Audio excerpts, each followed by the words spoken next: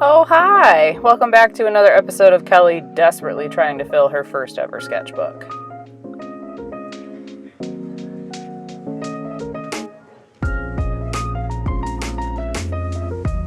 Hey guys, welcome back to my channel. In today's episode, I am broadcasting live from my car to find some quiet, and unfortunately somebody just decided to go ahead and cut their grass while I'm filming in the car, so fingers crossed you cannot hear that.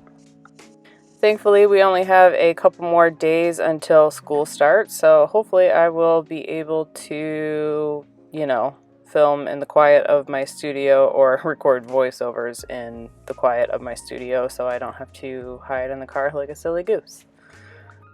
Anyway, back to the video now. I'm just going to give you a heads up that we start with this background. I started to clean my office when I started filming this, and I really wanted to draw that day, so I just went with it. So the first half will be filmed on my kitchen table, and the second half will be in my normal desk situation with the gray background. And to be honest, I'm glad I switched back because the lighting at the table was a little ridiculous, so I had to do some editing to make it look this decent.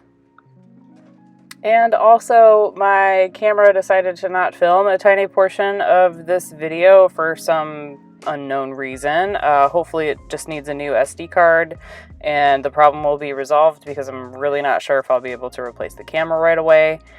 But anyway, let's get into the nitty-gritty of this video. I am still desperately trying to fill my first ever sketchbook.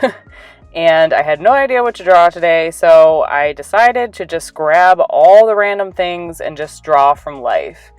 And I know if you're like me, the whole going back to basics thing and drawing from life and learning the fundamentals and all that stuff just really just doesn't sound like a lot of fun.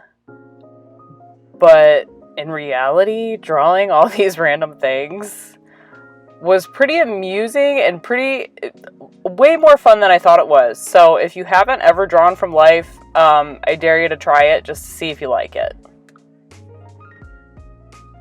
Because in all honesty, I thought this was not going to be fun at all. I thought I was never going to finish the spread, but it was a lot like studying without having to think too much. Like, you could easily read or listen to an audiobook, watch a show in the background, and just really get some practice in and still stylize it a little bit. Like, I feel like I was able to stylize this page somehow. I think it might have been the color choices that I chose, because I did kind of go off the realistic coloring of everything and just kind of picked a limited color palette and just worked with that, and it looked pretty cohesive at the end. And I definitely can see myself drawing from life in the future, and I definitely see what people are talking about. It's a very different experience than drawing with a photo, and believe me, like,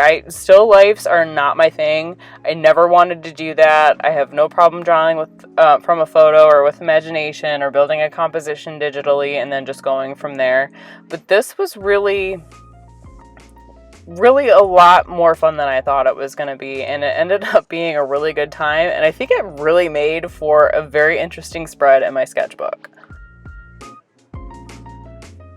I definitely think this is why I'm so desperately trying to finish my first sketchbook, because I feel like if I finish one, I know I can do it again and again and again. And it's one of those very safe places to play. And I understand now the value of experimenting in a safe place, that you don't have to show anybody the end result if you didn't end up liking that. But if you do accidentally make something amazing in your sketchbook, I mean, that's totally cool and freeing too. And it gives you the ability to just try things that you wouldn't waste your good paper on, if that makes sense. And I want to love sketchbooking. And that's the reason why I'm desperately trying to finish filling this whole sketchbook, because it just seems like a very good way for me to go. So anyway, here are the close-ups of that spread. I hope you guys really enjoyed this process, even though I was missing a little bit of the clips here. And I hope that this inspires you to try drawing from life and trying to stylize it in a way that suits your art.